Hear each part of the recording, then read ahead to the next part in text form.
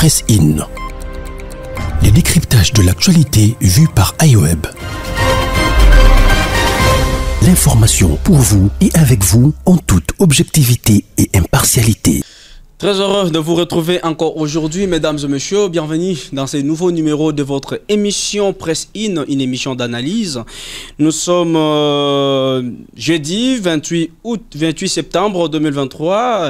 Je suis accompagné comme d'habitude de journalistes d'investigation. Jonathan Makila et Jules Ngonga, nous allons analyser l'actualité en toute pertinence. Trois thématiques ont été retenues pour aujourd'hui. Nous allons prendre d'ailleurs un communiqué qui était sorti hier. On parle de l'annexion de certaines zones qui étaient contrôlées par le M23. Et certaines zones ont été bien sûr annexées à l'Ouganda. Nous allons analyser ça dans cette émission Presse In, une émission d'analyse, je rappelle. Nous allons prendre encore, bien sûr, la déclaration ou comme ça, la manifestation des députés provinciaux qui déclarent que ça fait 4 mois qu'ils ne sont pas payés. Donc, comprenez que ça bouillonne partout. Il faut qu'on en parle ici, dans cette émission. Nous allons prendre en compte encore la situation toujours sécuritaire à l'est de la République démocratique du Congo. Les M23 réoccupent les territoires qui ont été abandonnés à un certain moment. On se demande pourquoi le gouvernement tarde pour réagir face à cette situation. Jules Ngonga, bonjour et bienvenue. Bonjour, je suis Makila, bonjour aux auditeurs de iWeb Radio. Je suis Katika. Je suis... bon c'est la famille, hein, c'est la famille. Voilà, puisqu'on avait un débat avant l'émission, je voulais répondre à Makila indirectement. Voilà. Je comprends. Donc, bonjour à vous, je suis Katika. Bonjour aussi à Makila, Jonathan, aussi aux auditeurs de iWeb Radio. Nous allons analyser l'actualité. Tout à fait comme d'habitude, nous sommes là pour analyser l'actu de la République démocratique du Congo. Très bien. Jonathan Makila, bonjour et bienvenue. On me confond souvent avec vous.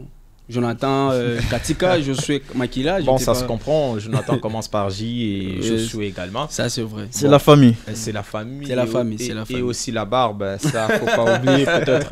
Peut-être pour ça. Okay. Sinon, bonjour et merci pour l'invitation. Bonjour également à Gilbert. Bonjour à tous les auditeurs qui nous suivent en ce net moment. On est là encore une fois de plus pour parler justement l'actualité de la République démocratique du Congo, voire même au-delà de ses frontières.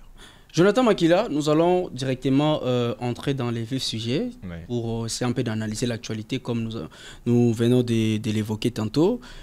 Pourquoi le gouvernement congolais reste jusqu'à là muet face à cette situation qui, bien sûr, hier, on a suivi que certaines zones de la République démocratique du Congo sont annexées à l'Ouganda, les zones qui ont été bien sûr contrôlées par les M23. Quelle est votre analyse? Pourquoi le gouvernement congolais reste si muet dans cette situation?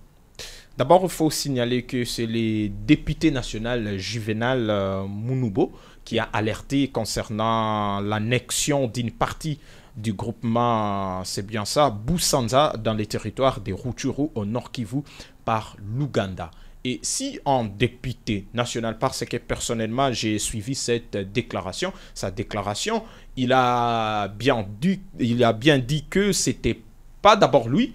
Et lui, il avait les informations et puis du coup, d'abord c'était la société civile locale, mais aussi une radio de la place a diffusé cette information, mais le gouvernement n'arrive pas toujours à comprendre ou n'arrive pas toujours à prendre justement cette nouvelle ou encore cette information au sérieux. C'est ça les plus grands problèmes. Est-ce que cette information est-elle vraie? Sérieux.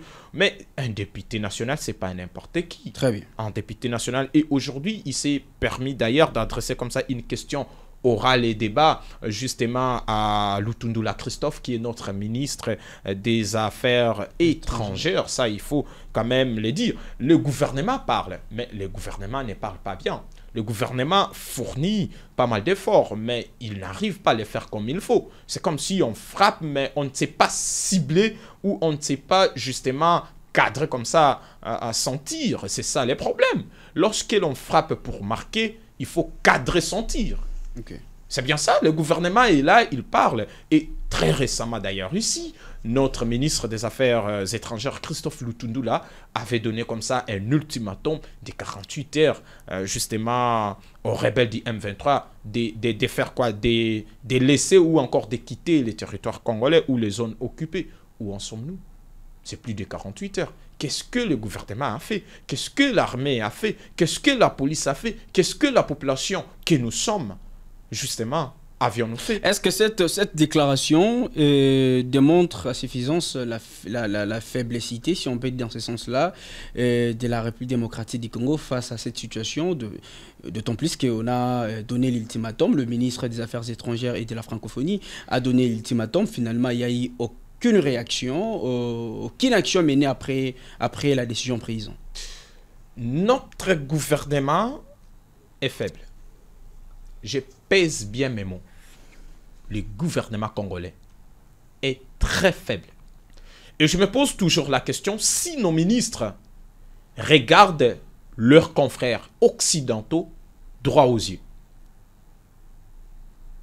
Lorsqu'on est ministre des Affaires étrangères, on est en face de vous, ou vous avez en face de vous comme ça, un ministre des Affaires étrangères canadien ou français. Est-ce que Lutundula regarde son collègue ministre droit aux yeux comme ça? Sachant que son pays demeure toujours dans la même situation d'insécurité. Pourquoi? Parce que le gouvernement congolais travaille ou encore prend au sérieux ce que l'Occident nous dit. Très bien. Alors que nous sommes ici, nous avons la maîtrise parfaite de la situation et l'on peut faire quelque chose. Non, mais on préfère prendre au sérieux les allégations du secrétaire général des Nations Unies qui vous dit que les M23 ont des munitions ou les M23 sont forts, ont des armes sophistiquées que l'armée congolaise ou l'armée justement de l'Organisation des Nations Unies. Ça, c'est pour nous faire peur. Ça, c'est pour nous faire peur. Et c'est ce que le gouvernement considère. C'est ce que le gouvernement, justement, arrive à prendre au sérieux. Alors que l'on doit travailler à l'interne. Moi, je vous ai posé l'autre fois une question. Pour défaire les M23, il nous faut une déclaration? Il nous faut une autorisation? Il nous faut un ultimatum? Je ne pense pas. Et vous avez nommé Chiwewe, général, chef d'état-major des noms FRDC. Qu'est-ce qu'il a fait? Qu'est-ce qu'il a proposé? Qu'est-ce qui a changé depuis qu'il est là? Je l'aime pas, hein? Non, mais c'est la question que je me pose. Je suis encore avec quand aujourd'hui, les promoteurs des iWeb décident de remplacer Franck Mbaye par un autre régisseur, en tout cas, on doit quand même sentir un changement positif. Mais on ne peut pas nous ramasser n'importe qui et puis nous ramener ici comme régisseur. Qu'est-ce qu'il a fait depuis qu'il est là? C'est son travail. C'est à lui de nous proposer des solutions adéquates pour mettre fin à cette situation. Les gens ont chanté quand on a nommé Jean-Pierre Bemba ici, ministre de Défense. Il a l'art de la guerre, il fera quelque chose. Mais ce n'est plus le même Jean-Pierre Bemba que l'on a connu l'autre fois. Nous allons revenir avec vous, Jean-Pierre Bemba n'a plus la même énergie, la même force qu'il avait il y a cela 10 ans passés, 15 ans passés. Revenir avec vous, Jonathan Makila. Nos populations ou nos compatriotes continuent comme ça à souffrir. Très bien, Jonathan Makila. Nous allons revenir à vous. Jules-Hubert Ngonga, aujourd'hui, si on peut dire la porosité de nos frontières serait caractérisée par, je ne sais pas moi, le manque de volonté ou carrément l'incapacité de notre gouvernement de prendre des décisions unilatérales afin de sécuriser nos frontières? Oui et non, parce que, vous savez, on dit l'État a pour mission principale de protéger l'intégrité territoriale. Via le ministère de la Défense nationale, dirigé actuellement par Jean-Pierre Bemba Gombo, un ancien rebelle, n'est-ce pas, président du MLC. Très bien. Alors, nous sommes les seuls pays au monde, je dis bien les seuls pays au monde, qui partagent ces frontières avec 9 pays. Okay. Le seul. Suivi de la Russie qui a 8 frontières, donc 8 pays étrangers qui l'entourent.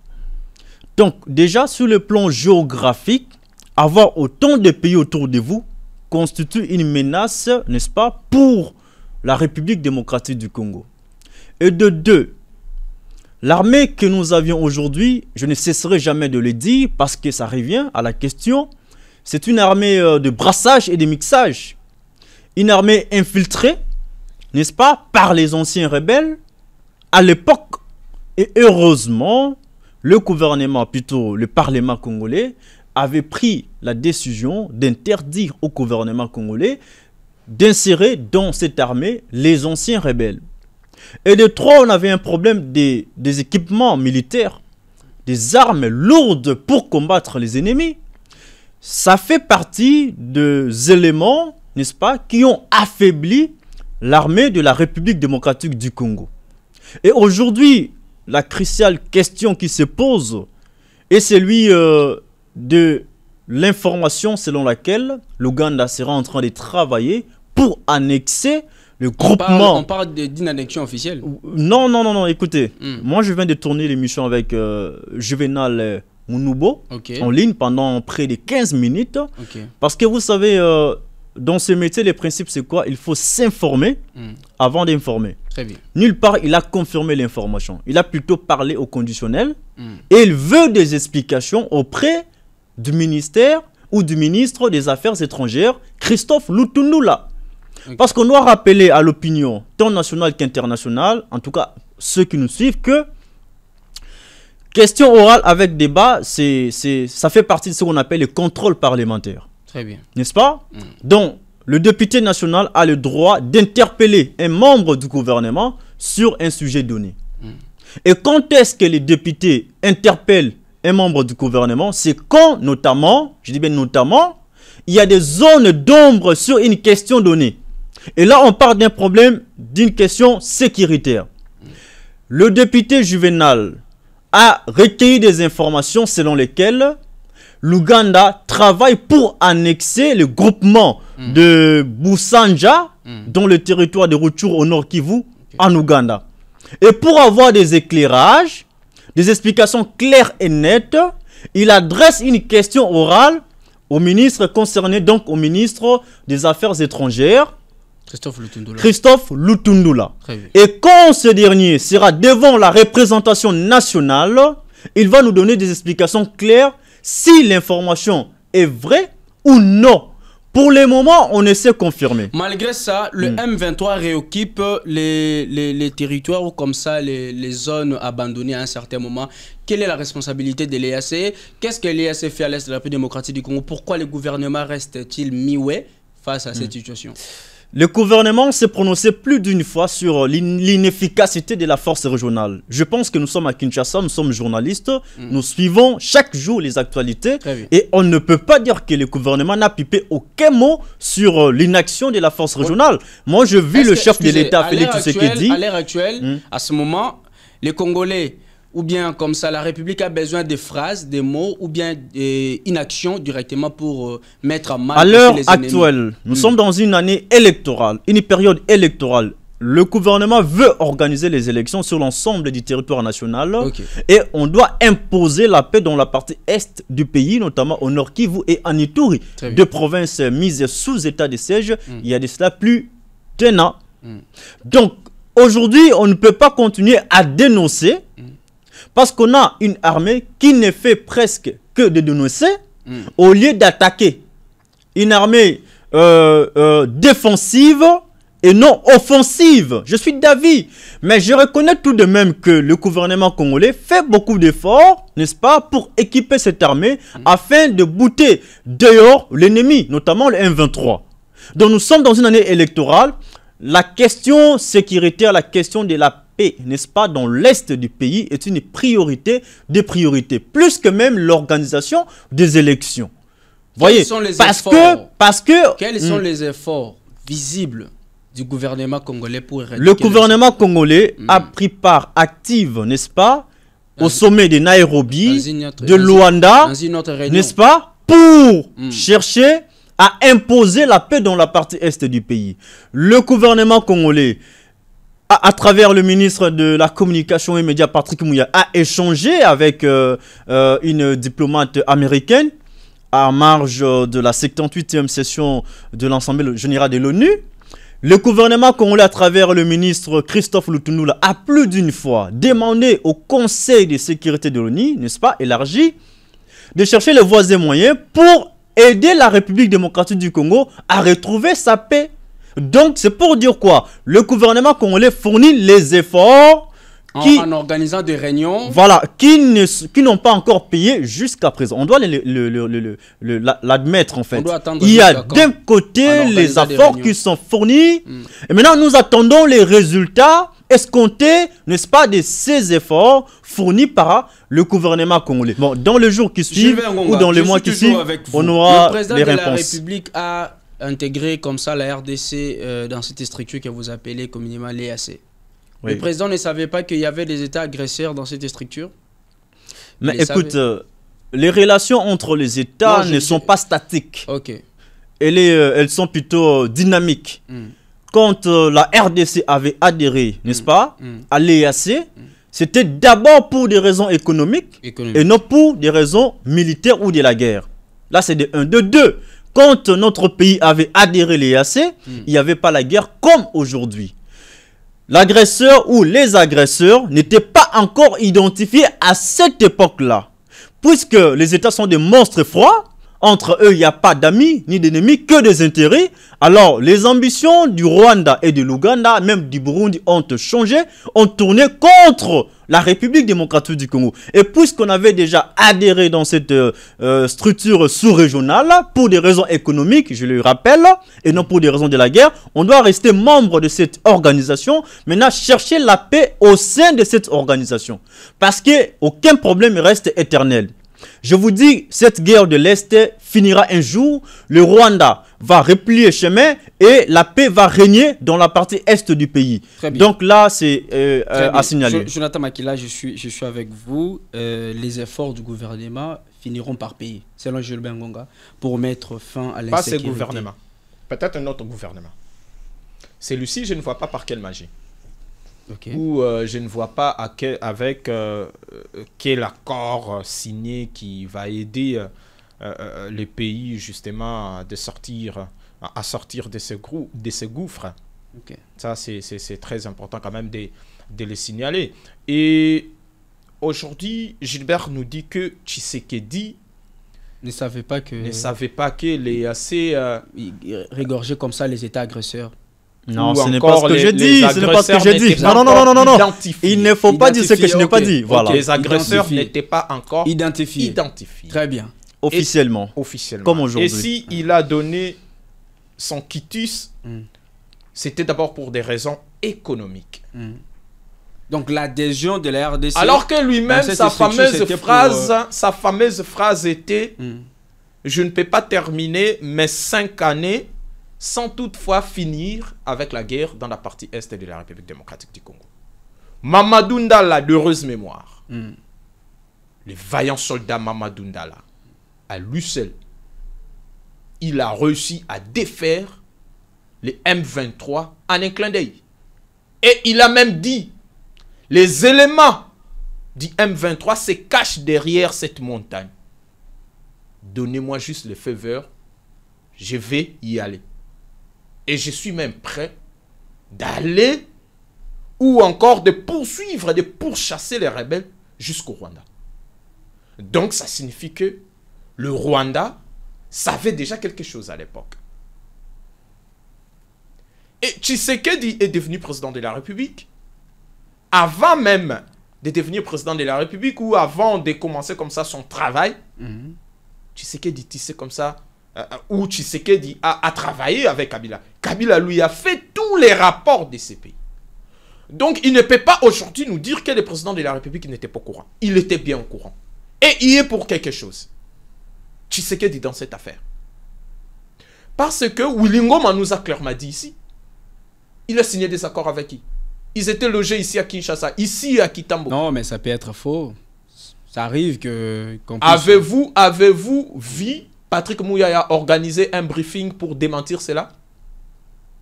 Avez-vous vu Christophe Lutundu la passer sur la RTNC démentir cela? Je ne suis pas l'auteur de ces dictons qui dit mot qu'on soit. Je ne suis pas l'auteur de ces dictons. Donc ça signifie que nous devrions justement être sérieux. Et nous devrions savoir ce que l'on veut et ce que l'on vaut. C'est très important. Donc vous voulez dire que la diplomatie agissante de chef de l'État ne marche pas, selon vous? Bon, peut-être ça a marché pour adhérer les AC ou pour signer les accords qui ne payent pas jusqu'à aujourd'hui. Mais sinon, je ne vois pas comment on peut affirmer ou confirmer cette fameuse phrase. Quelle diplomatie agissante? Aujourd'hui, nous sommes connus dans le monde grâce à la diplomatie des chefs de l'État. Nous sommes connus où? Sur l'échiquier mondial. Avez-vous vu les Américains condamner ouvertement comme ça le Rwanda? Avez-vous vu les Français? Si Emmanuel Macron était saboté ici, c'est parce qu'il n'a pas condamné ouvertement le Rwanda. Secrétaire général des Nations Unies vous dit clairement que nous n'avons pas assez de moyens pour attaquer les rebelles du M23. Vous trouvez ça normal? Mais, mon cher ami, la communauté internationale est hypocrite avec nous. Pour comprendre cela, on ne demande pas un diplôme de Cambridge. La communauté internationale est hypocrite. La communauté internationale n'arrive même pas à nous considérer. Et regardez le séisme au Maroc. C'est vrai, je partage la douleur avec mes frères marocains. Mais le monde entier a parlé de ça. À peine si c'est 3000 morts. Je n'ai aucun problème avec les Marocains. Donc, si le grand match ou le grande rencontre du football, on observe des minutes de silence pour justement manifester ou compatir avec les Marocains. Si on doit 3000 personnes. Mais à l'Est ici, ça fait combien de morts? Si on doit tenir compte de la RDC, donc on doit se taire à jamais. Ça fait combien de morts? Combien de morts ici? À peine même, les auteurs peut-être internationaux commencent à écrire des livres par rapport à ça. Et des rapports aujourd'hui qui sont sur la place publique pour permettre à ce que les autres comprennent ce qui se passe. C'est tous les jours les images atroces nous parviennent dans nos téléphones. Si aujourd'hui les États qui composent la scène internationale n'arrivent pas à parler pour la RDC, c'est aussi à cause de notre mauvaise gestion ou bien c'est aussi à cause plutôt de la mauvaise politique interne de la RDC, vous pensez? Ça englobe un peu le tout. La politique interne, déjà sur les plans internes, nous sommes divisés. Okay. Nous n'avons pas... ces patriotismes nous manquent. Nous manquons cet élan, justement, cette flamme, cette fougue de défendre, de se réunir autour d'une même table afin de défendre comme ça l'intégrité territoriale. Ça nous manque. Mais aussi, nos dirigeants ne sont pas sérieux. Quand la Banque mondiale vous donne l'argent pour telle affaire, et vous prenez cela pour construire des maisons à vos deuxièmes femmes, à vos troisièmes femmes.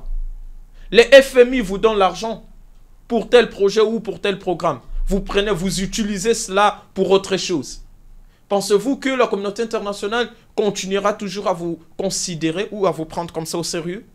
Nous ne sommes pas sérieux. Rien que la petite organisation ici de 9e jeu de la francophonie, ça a été ajourné combien de fois?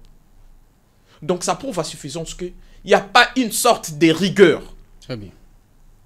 Vous avez un ministre de l'EPST qui publie les résultats des examens d'État à 3 reprises ou à 2 reprises. On lui pose la question, non, c'était... C'est une innovation quand même dans le secteur... Une innovation dans les mal, cher ami.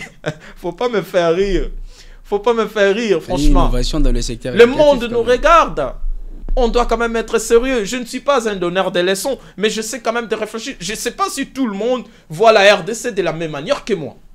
C'est de la honte nationale. Mais quand un Camerounais vous dit clairement que je n'ai rien contre le président du Congo, mais apparemment lui-même ne prend pas au sérieux la situation sécuritaire de son pays. Quelqu'un qui accepte de laisser ses frères mourir et aller danser à Burundi avec Ndayishimiye, vous trouvez ça normal? Et pensez-vous que Joe Biden va vous respecter comme ça?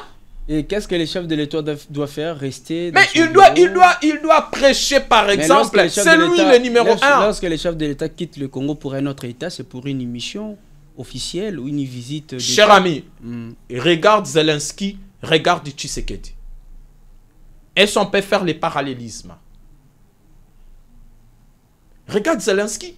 Regarde depuis que la Russie frappe l'Ukraine, comment Zelensky s'habille. C'est aussi une quel message qu'il passe. C'est aussi une question de... Comment vous avez un président, son pays est agressé et il s'habille comme ça en John Foster, il danse tous les samedis, il réunit tous les comédiens chaque dimanche. Donc, mais on célèbre les léopards des footballeurs. Je n'ai rien contre Chancel Mbemba et sa bande, mais on ne peut pas célébrer les militaires de la sorte.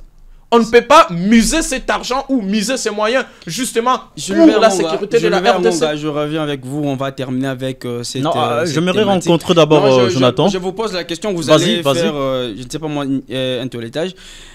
Jules Ngonga, qu'est-ce qui manque finalement au gouvernement congolais? Bien sûr de prendre des décisions pour pallier à ces problèmes qu'on parle chaque jour d'insécurité à l'Est. Si au Maroc, on arrive à manifester, c'est pas moi, cette compassion dans chaque activité, si on doit garder silence dans chaque activité de par le séisme au Maroc, en RDC, on doit se taire à jamais.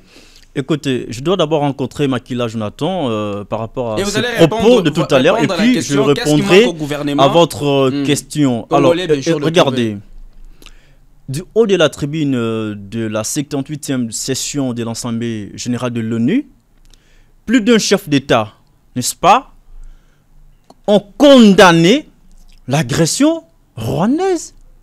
Nous sommes agressés par les Rwandais.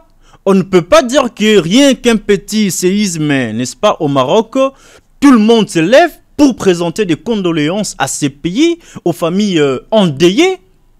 Je vous dis et je le rappelle que beaucoup de pays, verbalement, j'insiste, soutiennent la République démocratique du Congo qui est agressée par les Rwandais. Les États-Unis d'Amérique ont plus d'une fois, clairement, contrairement à ce que Makila a dit, demandé au Rwanda de cesser de financer la rébellion du M23 les sanctions. Et de retirer ces rebelles sur le sol congolais. Plus d'une fois. Le Rwanda. Voyez, et aujourd'hui, il y a certains, n'est-ce pas, militaires, officiers de la force, plutôt du M23, qui sont sanctionnés par les États-Unis. Mais Jonathan Makila m'étonne, si vous n'avez pas cette information, je vous informe que il y a des officiers du M23 qui sont aujourd'hui sanctionnés, n'est-ce pas, par les États-Unis d'Amérique. Voyez, là c'est un premier pas franchi par Washington, il y aura un second pas. Ça donne quel impact, ou quel impact sur la sécurité de notre pays? Non mais si le gouvernement congolais, n'est-ce pas, avait demandé des sanctions contre les officiers du M23 et les autorités rwandaises. Finalité, oui, mais pour quelle finalité? Vous tuez, vous violez et vous devez être sanctionné. C'est ça la justice. On n'est pas dans un territoire conquis, donc le Rwanda ne peut pas se comporter comme s'il était dans un territoire conquis en République démocratique du Congo. Donc les officiers rwandais, tout comme les officiers du M23, doivent être sanctionnés. Et aujourd'hui, le premier pas a été franchi. Certains officiers du M23 sont sanctionnés par les États-Unis d'Amérique. Et les États-Unis ont verbalement, clairement, demandé au Rwanda de retirer le M23 sur le sol congolais. Et quand Makila dit que non, Mamadou Ndala à lui seul, il a défait le M23. Mais non, l'armée c'est une collégialité, c'est tout un collège. Mamadou Ndala n'était pas le numéro 1 des forces armées de la République démocratique du Congo. Il avait reçu des ordres venant de son chef à l'époque pour mener la guerre contre les rebelles du M23 et que ceux-ci quittent le territoire congolais. Donc je ne peux pas, n'est-ce pas, attribuer ces mérites, que j'applaudis d'ailleurs de demain, à seul Mamadou Ndala, de rose mémoire. C'est à tous les militaires, c'est aux chefs armés de la République démocratique du Congo, c'est à Mamadou Ndala plutôt, et aussi à tous les autres militaires qui l'entouraient à cette époque-là.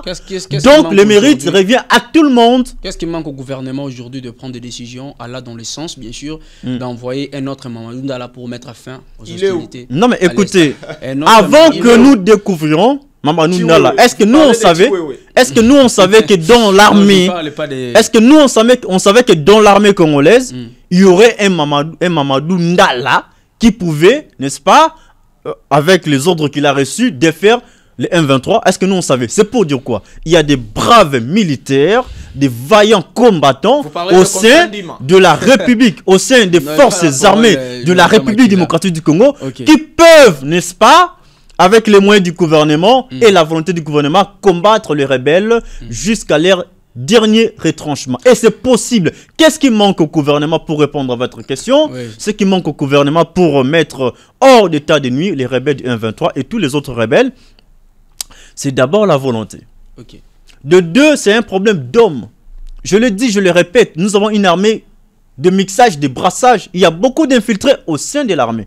On doit commencer par faire ce travail-là. Donc, enlever tous les infiltrés au sein de l'armée, changer les commandements de l'armée, chose qui était déjà faite à l'époque, mais je remarque qu'il y a encore des infiltrés.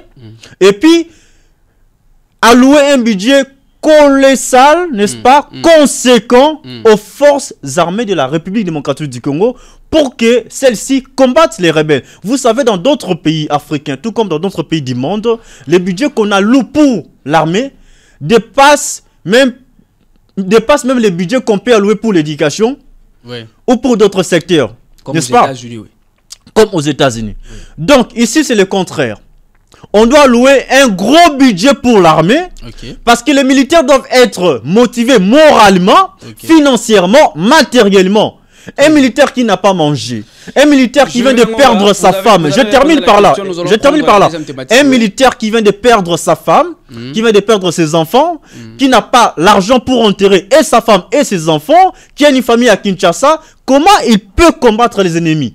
Il sera corrompu très facilement par l'autre camp. Voilà pourquoi je suis en train de dire il faut que les militaires soient encouragés moralement, financièrement, matériellement. Très bien.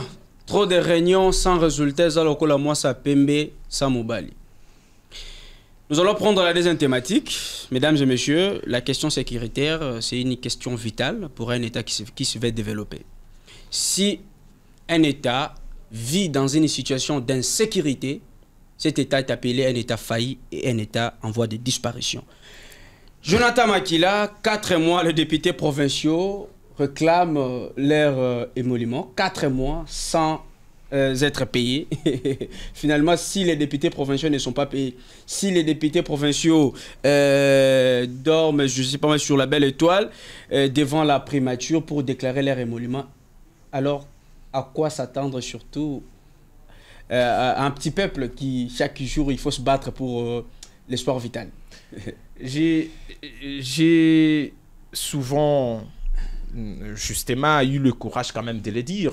Je souhaite parler la République démocratique du Congo, réfléchir la République démocratique du Congo. En tout cas, c'est comme si vous rédigez, je ne sais pas trop, un TFC ou un travail compliqué, gigantesque. Parce qu'on a des petits problèmes que l'on peut résoudre en un clin d'œil, mais ça pose toujours problème. D'abord, quelques secondes pour essayer quand même de répliquer par rapport à ce que Gilbert a dit tout à l'heure. Lorsque j'ai dit Mamadou Ndala, lui seul, il a défait comme ça les M23, c'était pas l'armée entière qui a travaillé ou qui était justement au front pour combattre les éléments du M23. Mamadou Ndala et son unité. On a vu les images quand le colonel Mamadou Ndala était mort, comment les soldats qui étaient sous ordre de ces derniers ont manifesté ou ont pleuré. Donc, et il était là avec son propre initiative.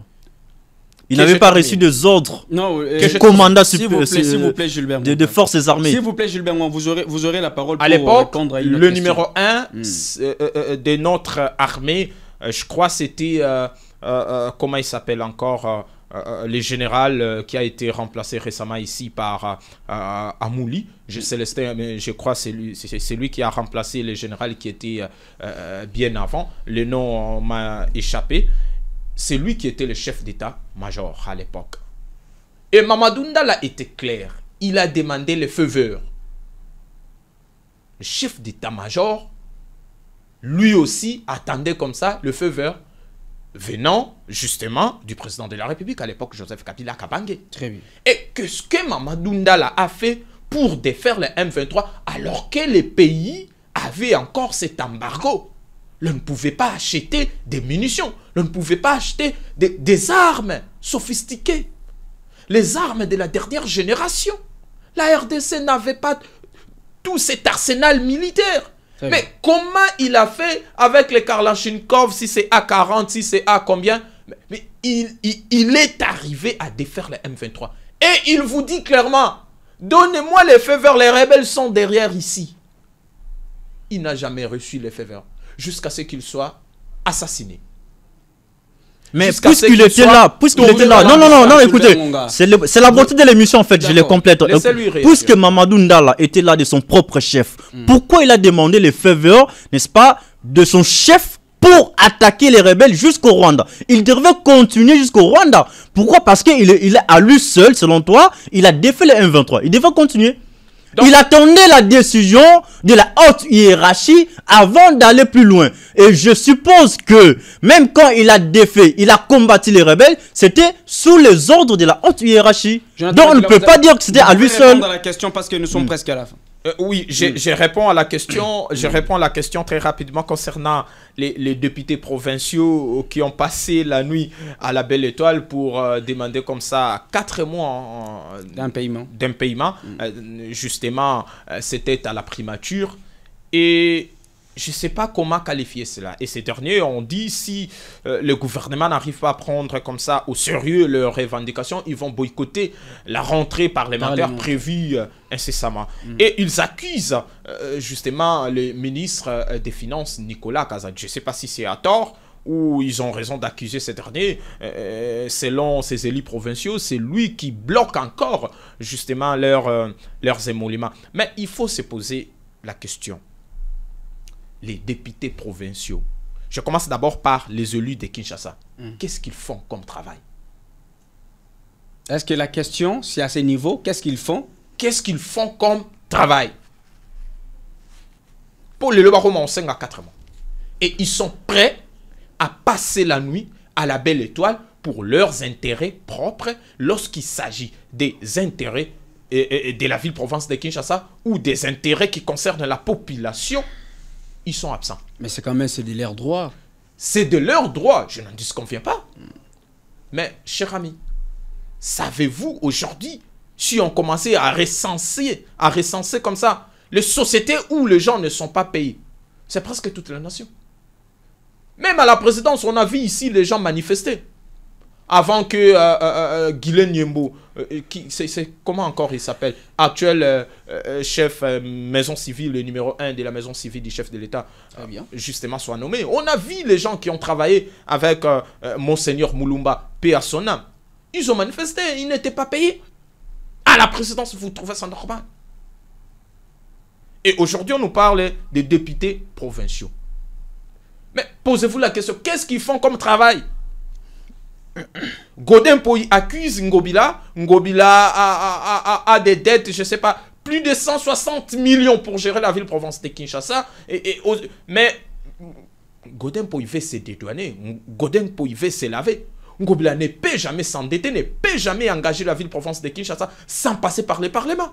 Mike Moukebaï a dit clairement que Godin Poyi savait très bien que Ngobila voulait justement s'endetter pour la ville-province de Kinshasa pendant que les députés provinciaux étaient en vacances. Ce n'était pas pour l'intérêt de la ville. Donc, j'arrive.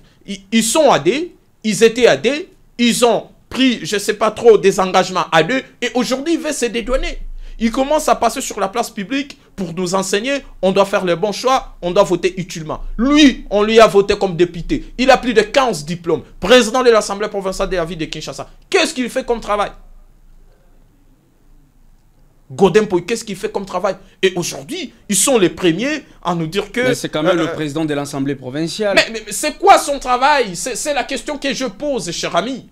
La ville-province de Kinshasa est probablement la ville la plus sale au monde. La ville est invivable. Sortez de chez vous. Regardez comment les gens circulent. Regardez les désordres qui règnent sur la place publique. La ville est très sale.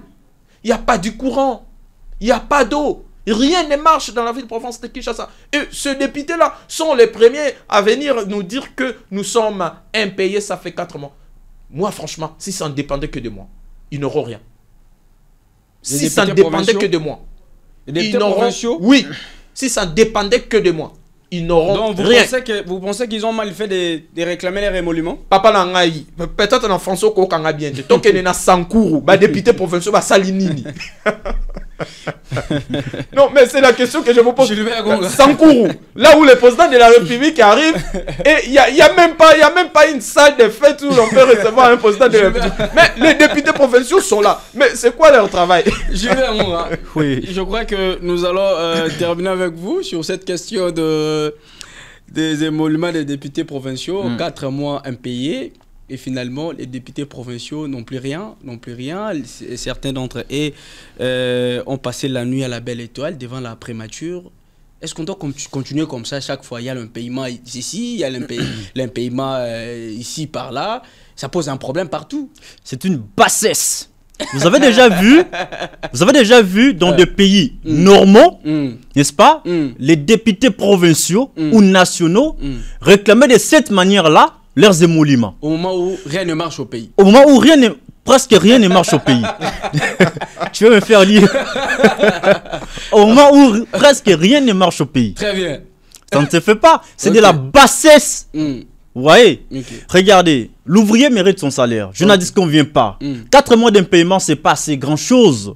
Quand on sait qu'il y a même des infirmiers qui ont près de 100 mois d'impayement, des enseignants qui ont autant de mois d'impayement, qui manifestent également, oui. Mais arriver jusqu'au niveau de passer nuit à la belle étoile devant la primature pour réclamer 4 mois d'impayement, mais ils sont descendus dans le caniveau. C'est la bassesse, la représentation du peuple au niveau provincial. Vous partez passer nuit devant la primature comme des petits enfants. Mais ça ne se fait pas. Tout sauf ça. Je suis conscient que les députés sont impayés. Je suis conscient que c'est de leur droit de manifester pour réclamer leurs émoluments. Mais arriver jusqu'au niveau de passer nuit à la belle étoile et devant la primature, alors qu'ils accusent, n'est-ce pas, le ministre des Finances de bloquer leurs émoluments, mais c'est contradictoire. Il a fallu qu'ils passent nuit devant le ministère des Finances. Bloquerait leurs émoluments. Là, c'est à eux de répondre. Parce qu'il n'y a pas que le ministre des Finances, il y a toute une chaîne pour débourser les fonds et payer les agents et cadres et même les fonctionnaires de l'État. Il n'y a pas que le ministre des Finances, il y a aussi le ministre du Budget, celui de l'économie. Tous ces 3 ministères-là travaillent pour le déboursement des fonds et payer les fonctionnaires de l'État. Pourquoi ils accusent seulement les ministres des Finances? Mais ils devraient aller passer nuit devant les bâtiments abritant les ministères des Finances en lieu et place qu'ils partent devant la primature. Je suis en tout cas étonné de voir cela. Est-ce que, bon, je ne sais pas, cette manifestation n'est pas liée au conflit entre les 2 autorités, bien sûr, de la ville province de Kinshasa? Non, il ne s'agissait pas seulement des députés provinciaux de Kinshasa. C'est les députés provinciaux de la République démocratique du Congo. Très bien. Moi, voyez, parce qu'au niveau de Kinshasa, la majorité des députés provinciaux, n'est-ce pas, soutiennent le gouverneur Gentini Ngobila. Et de ce fait, ils ne peuvent pas aller réclamer leurs émoluments. Je ne sais pas si eux aussi sont concernés. Et je pense même qu'ils sont aussi concernés. Mais au niveau de Kinshasa, parce que Kinshasa c'est le miroir de la République démocratique du Congo, nos députés, bon, pas nos députés, ils sont tous nos députés, mais les députés de Kinshasa ne peuvent pas arriver jusqu'à ce niveau-là. Je ne sais pas si vous avez vu dans des images un député provincial de Kinshasa passer nuit devant la primature. Il n'y en a presque pas, ou pas. Vous voyez, donc ce sont les députés provinciaux de la République démocratique du Congo. Et les assemblées provinciales ont le levier du contrôle parlementaire. Très bien. Ils devraient d'abord commencer par interpeller, n'est-ce pas, les ministres provinciaux des finances, de l'économie et du budget, afin de réclamer leurs émoluments. Et après, si ça ne marche pas, ils viennent au niveau de Kinshasa, étape par étape. Ils sont allés vite à la maison, comme on dit. Donc, ils devraient commencer par là, parce qu'ils ont ces leviers du contrôle parlementaire. Ils sont votés pour ça, ils sont élus par le peuple pour ça. Ils devraient interpeller tour à tour, n'est-ce pas, tous ces ministres-là qui bloqueraient leurs émoluments au niveau des assemblées provinciales. Et si ça ne marche pas, ils ramènent l'affaire au niveau centrale au niveau de Kinshasa pour réclamer auprès du Premier ministre, chef du gouvernement, Sama Lokonde. Donc la procédure n'a pas été respectée. Mais quand on sait que les fonds de l'État actuellement sont orientés pour la guerre et l'organisation des élections, si bien que Denis Kadima dernièrement nous a dit qu'il procède, il opère avec des prêts bancaires, mais le gouvernement a quand même mis, n'est-ce pas, du paquet devant sa table pour l'organisation des élections. Vous voyez, et puis l'armée doit être soutenue financièrement, je l'avais dit, matériellement. Peut-être que ces députés-là préparent aussi les élections, donc ils doivent à tout prix avoir leurs émoluments pour finalement financer leurs élections. Là aussi nous condamnons. Pourquoi à chaque cycle électoral nous devons acheter les consciences? Parce que quand vous apportez le polo, vous apportez un sac de riz ou je ne sais pas quoi à la population, c'est une façon de corrompre cette population. Faire des banderoles, des fleurs. Faire des banderoles, ça peut se comprendre. Mais est-ce que eux ne dépendent que, n'est-ce pas, des émoluments, ou bien ils peuvent aussi avoir d'autres ressources? Une petite précision. Déjà, chaque formation politique assure, je crois, les moyens nécessaires pour la campagne électorale. Tout à fait. Et pour nos députés provinciaux, en tout cas, moi, je réitère encore mes propos. Qui ne font rien. Rien du tout. Mais je vous ai posé la question. Votre province ou Kouango Kouilou, basalaka nini? Moi je suis sala na bango Kouilou, tokene na Kouilou. Musala na bango nini o bango basali na Kouilou. Toya na Kinshasa bisiko biso toali. Qu'est-ce qu'ils ont fait comme travail? Est-ce qu'on est bien tamoko? Majorité na bango kutu bakoma ba ministres provinciaux. Bah batika la wania ba suppléants qui sont pour bah lobakate, qui sont contre bah lobakate bango ba c'est la rame solo. Et ces gens-là, d'ailleurs, c'est quelque chose que l'on doit supprimer d'ailleurs. Donc on supprime l'Assemblée provinciale. Les élections provinciales. On doit supprimer ça. Même le Sénat, on doit supprimer ça. Gilbert, et aussi, je termine aussi, je venais de lire tout à l'heure un article. La présidence, dépassement budgétaire. 190%. Mais ça a été discuté à un certain moment. Ça a été discuté à un certain moment, mais ça continue. Moi, je député Kassiango et côté Kuna. Votre dernier mot, nous sommes presque à la fin. Et puis, la CENI, ils ont que de côté Fambongo. CENI est côté Fambongo. Non, mais ce n'est pas une première fois que la CENI opère avec des prêts bancaires. Ce n'est pas une première dans l'histoire électorale de la République démocratique du Congo. Tout comme dans l'histoire électorale du monde. Il y a des centrales électorales en Afrique, tout comme dans le monde, qui opèrent avec des prêts bancaires. Donc là, je dois souligner, ce n'est pas la première fois. Parce qu'en 2006, n'est-ce pas, nous avions organisé les élections avec des fonds extérieurs en 2011 et en 2018. Non, en 2018, c'était les fonds propres à nous. Donc ce n'est pas une première. Ce n'est que normal. Joseph Kabila. Non, pas de Kabila, de la RDC, pas de Kabila. Non, non. De la RDC, on allait encore emprunter. Non, non, non, ce n'était pas. En 2006, vous venez de le dire. Kabila n'avait pas le droit en tant qu'individu, n'est-ce pas, de financer les élections. C'était le pays qui avait financé les élections et non Kabila. Kabila a refusé le soutien ou aide externe financièrement pour organiser les élections. En 2018. Il a refusé. Il avait accepté ces financements et aides en 2006, en 2011 et en 2018 puisque ses relations avec la communauté internationale n'étaient plus au beau fixe. C'est la raison pour laquelle Kabila a voulu à cette époque-là, 2018, organiser les élections seul. Et ce n'était pas Kabila, ce n'était pas Kabila en tant qu'individu qui avait financé, n'est-ce pas, les élections. C'était le gouvernement congolais qui avait financé l'organisation des élections en 2018. S'il vous plaît. Kabila n'a pas refusé l'aide financière de la communauté internationale parce que les relations n'étaient plus au bout fixe. Non. Kabila avait compris.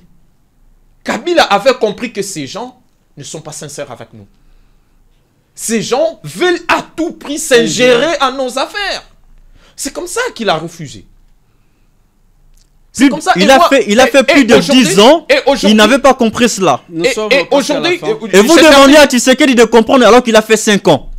C'est contradictoire. Kabila qui a fait plus de 18 ans au pouvoir, on doit continuer à rester dans cette posture de comparaison. On ne doit pas continuer dans cette posture de comparaison.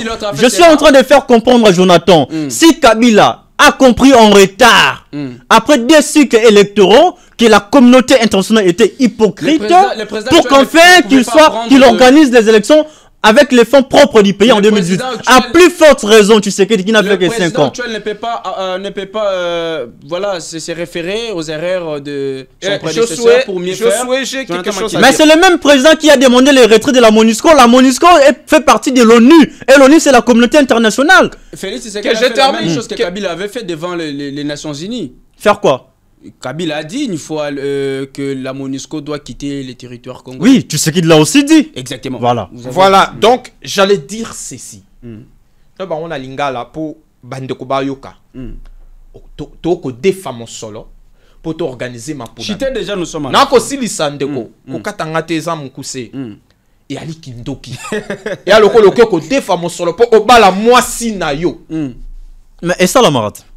Bato basala ngo ko bandalelo botika.